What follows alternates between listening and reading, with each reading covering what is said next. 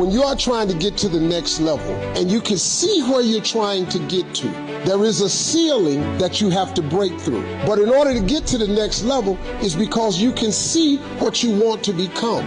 But the only reason you can see the next level is because this ceiling is made of glass.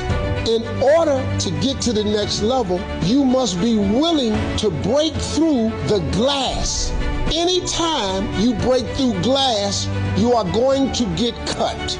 You are going to bleed. And in order to get to the next level, you are going to have to give up something that you care about. You cannot take everything with you. Everybody come with you, can't go with you. So when you go through the glass ceiling, you have to be willing to get cut.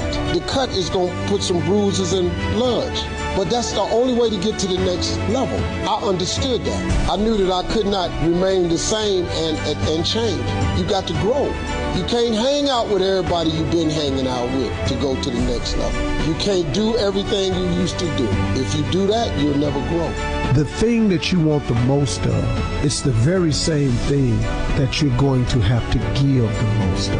I'll say it again. The things that you want the most of, that very same thing is the thing that you're going to have to give the most of. See, there is no theory of Newton, behind every action there's an equal and opposite reaction.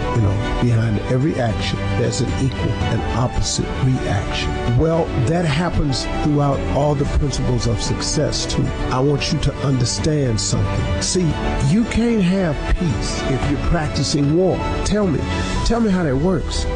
You can't have progress in your life if your business is holding someone else back. It cannot happen. But if you're climbing a ladder and you're stepping on each rung of the ladder, and that's producing progress for you, you're progressing up the ladder. That means every step you step on another rung going up, you are taking another step higher.